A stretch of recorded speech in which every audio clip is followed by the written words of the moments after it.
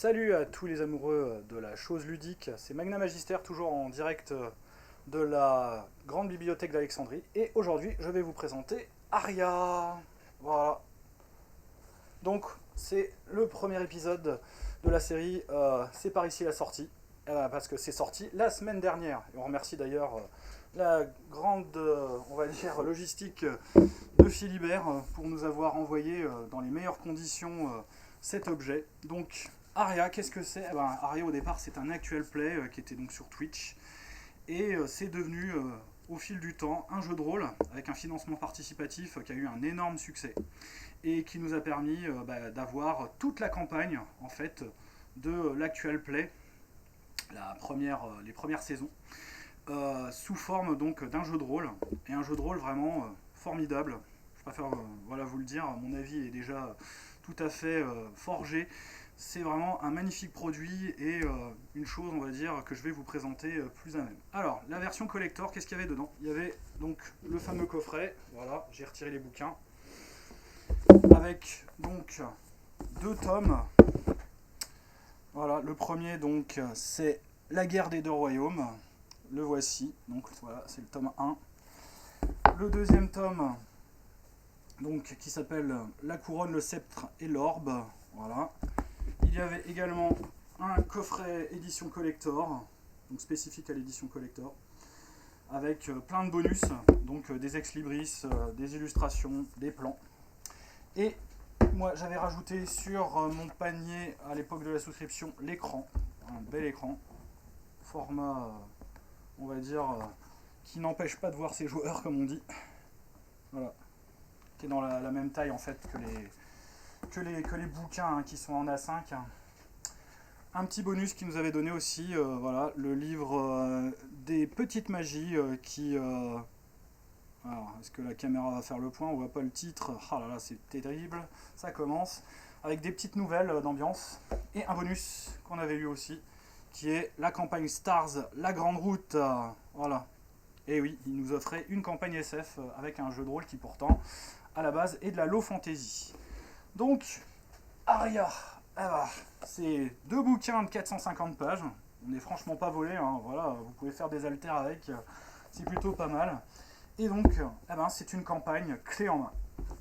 Et oui, quand je dis clé en main, c'est vraiment, voilà. Le livre a été pensé, mais vraiment depuis le départ, pour vous permettre, en fait, si vous n'avez pas le temps ou si vous êtes un débutant, de vous faire découvrir l'univers petit à petit. C'est-à-dire, en fait, vous prenez le bouquin, vous l'ouvrez, vous pouvez quasiment commencer à jouer avec un minimum de lecture. Vous avez la présentation donc de ce qu'est le jeu de rôle, comme d'habitude, voilà, avec les spécificités d'Aria.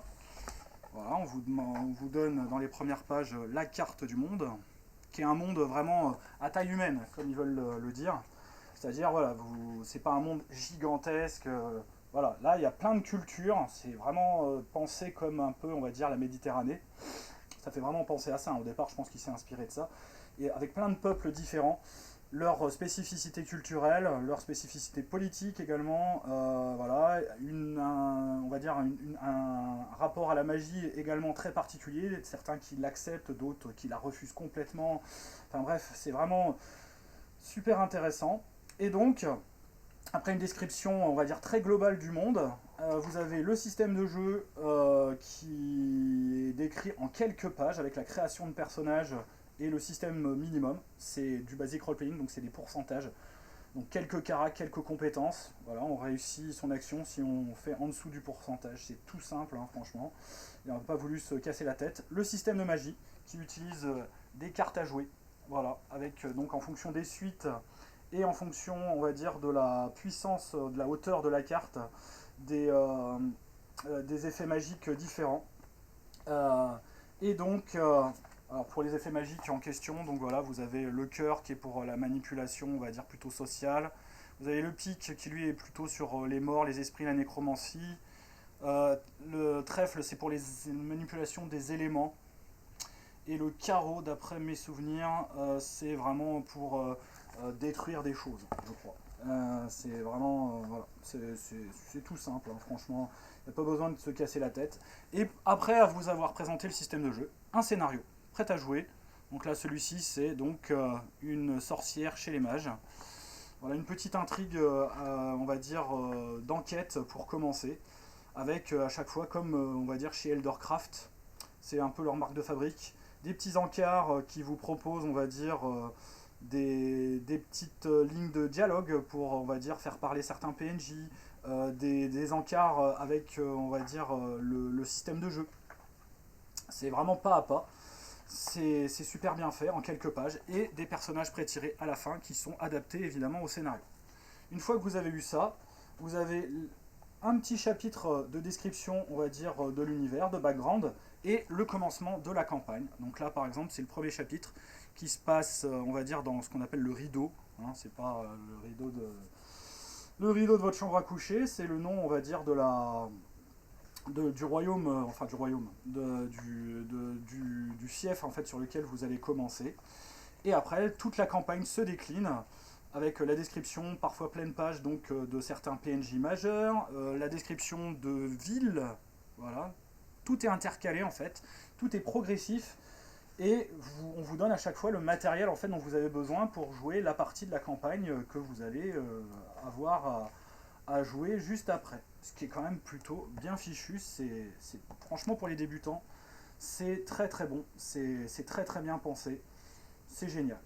Voilà, donc récapitulatif de règles, voilà, vous avez quand même quelques petites pages voilà, à certains endroits, c'est des encarts vraiment très pratiques, intercalés entre les différentes parties de la campagne. Vous avez tous les PNJ majeurs qui sont rassemblés à la fin également, sous forme de feuilles de personnages. Voilà, donc voilà les personnages d'exception, c'est ça.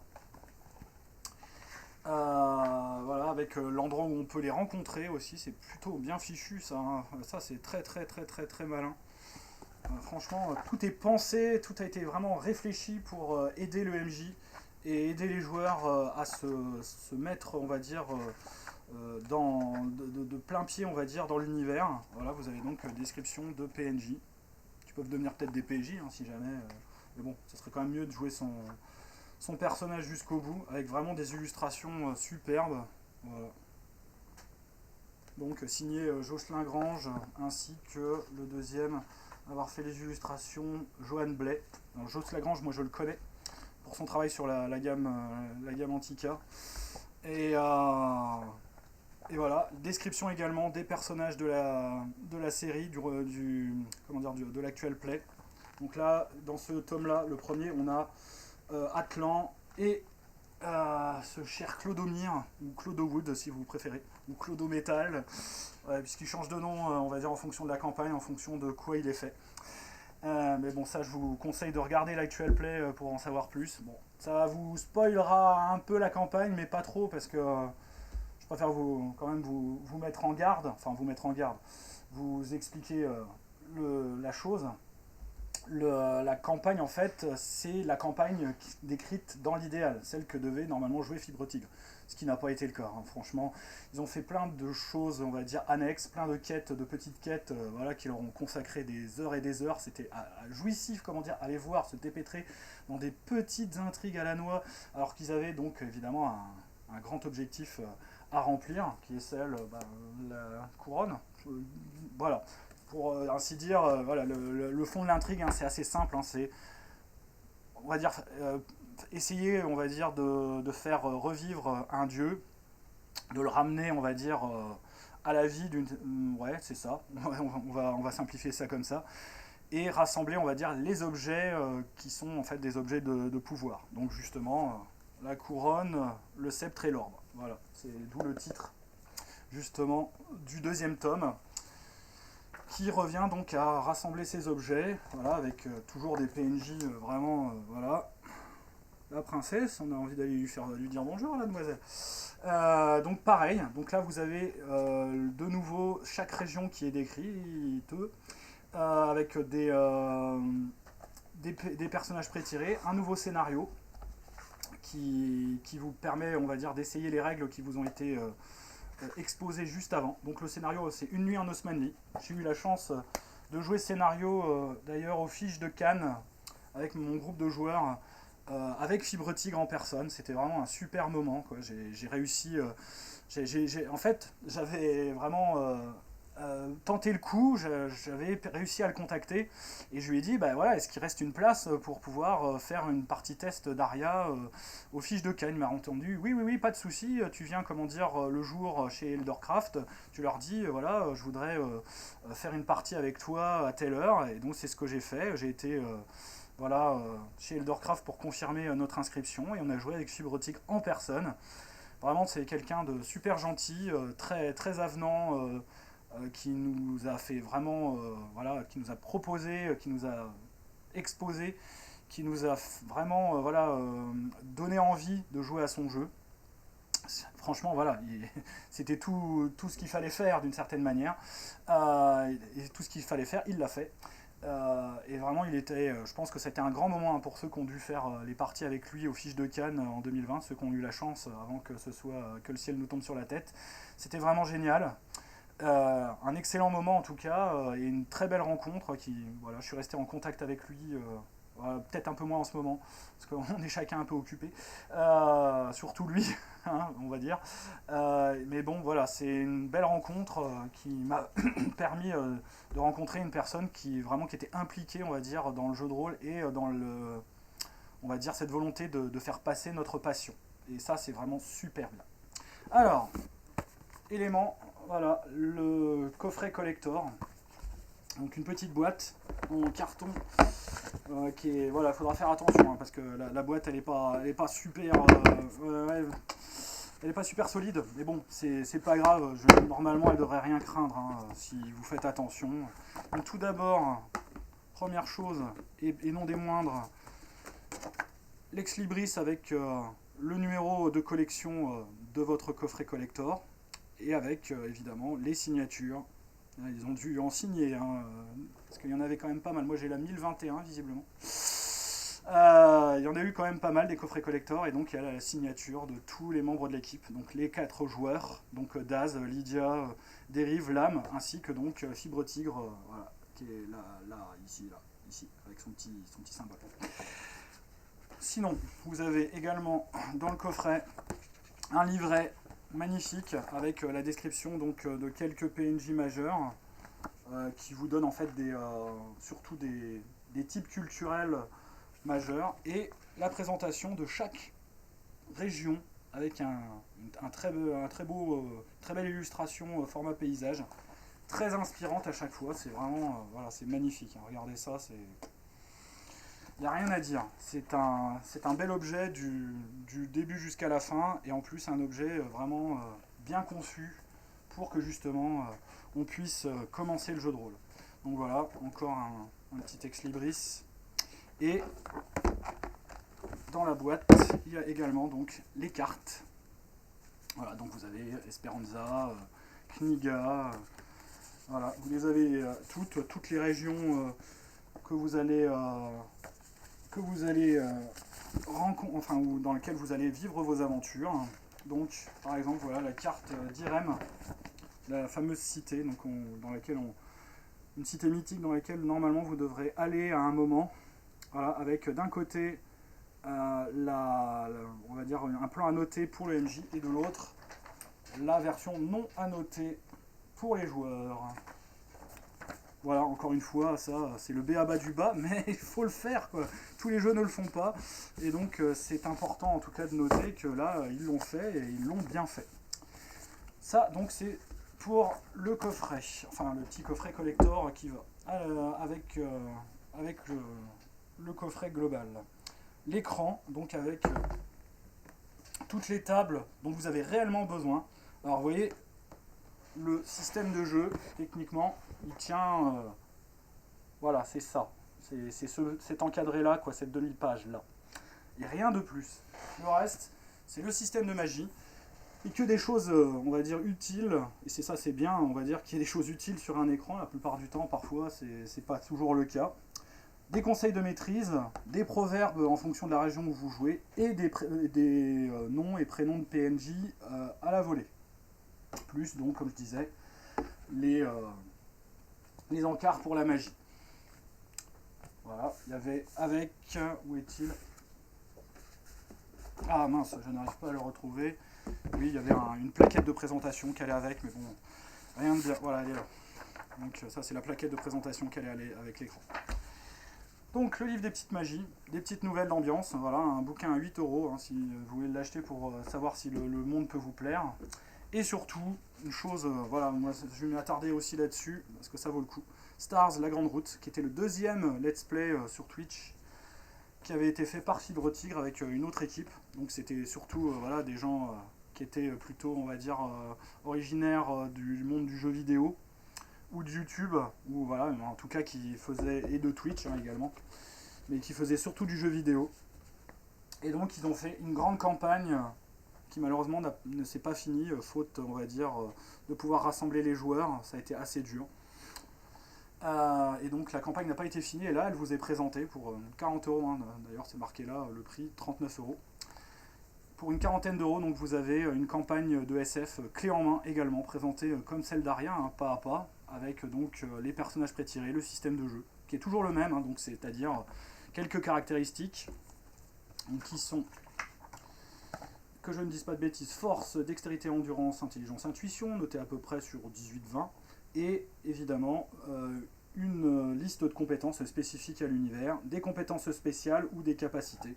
Et c'est tout, rien de plus. Voilà, des points de vie.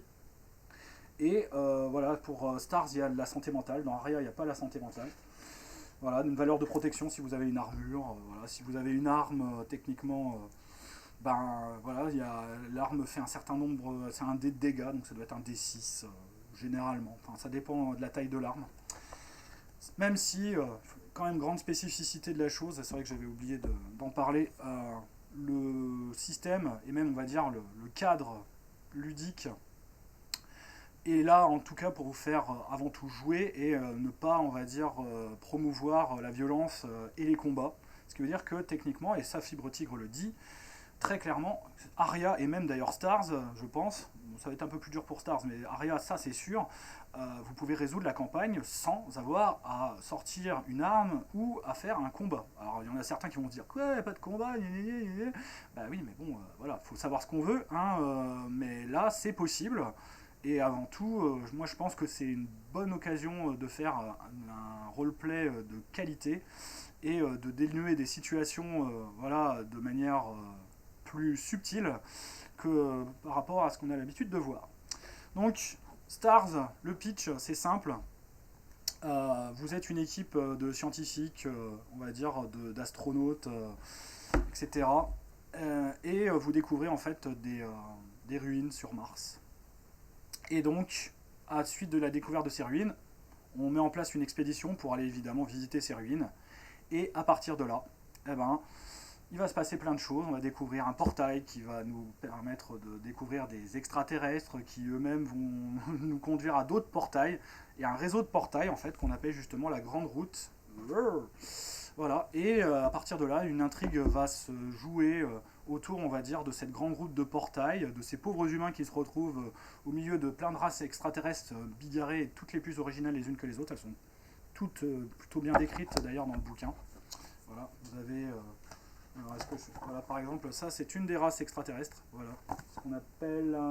donc, comment il s'appelle comment elle s'appelle oui, c'est une sorte de loutre. Mais je vois pas le nom de la voilà. Et en plus, ça, c'est des pré-tirés jouables. Hein. Donc voilà, vous avez un autre type d'extraterrestre jouable également. Au fur et à mesure en fait, de la campagne, vous pouvez jouer justement. Et il y en a plein d'autres. Hein. Il y a plein d'autres pré-tirés qui vous sont donnés. Sachant que, évidemment, vous commencez la campagne avec des pré-tirés qui sont évidemment des humains. Mais dans le courant de la campagne, vous pouvez peut-être, en quelque sorte, faire une transition si vous perdez votre personnage. Pour, on va dire, jouer l'un de ces aliens. Moi, je les ai vus jouer en PNJ, surtout dans le let's play, et c'était plutôt pas mal vu. Voilà. Donc, cette campagne, pour 40 €, campagne clé en main. Système, et voilà, et vous avez des heures de jeu. Hein. C'est franchement, rapport qualité-prix, vu en plus la qualité du bouquin et des illustrations, ça vaut vraiment le coup. Nous, on a eu la chance de l'avoir en cadeau. Merci Eldercraft. Voilà, ben, je crois avoir fait le tour. Pour conclure, donc on peut dire que voilà, Aria c'est une très grande réussite en termes, on va dire, de production, en termes de manière, on va dire, de faire et d'exposer, on va dire, ce qu'est le jeu de rôle.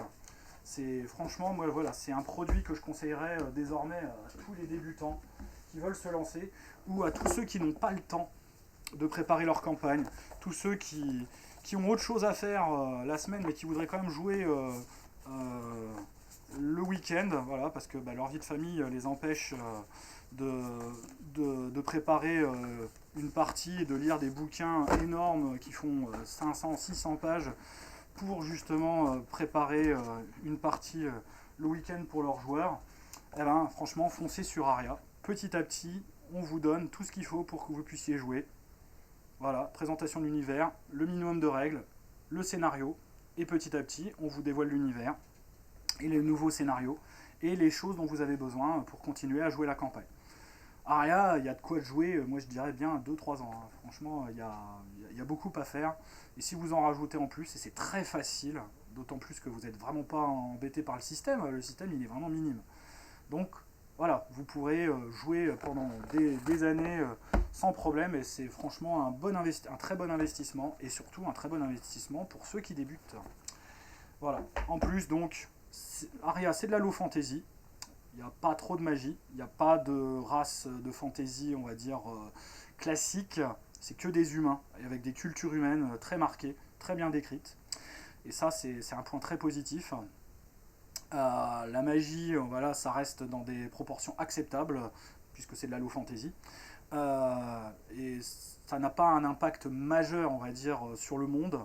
Le monde, c'est plus un monde, on va dire, de politique, de guerre, on va dire, de commerce, d'échange, voilà, et de beaucoup, on va dire, de complots et de roublardises. Donc, je pense qu'on peut se mettre dedans très facilement.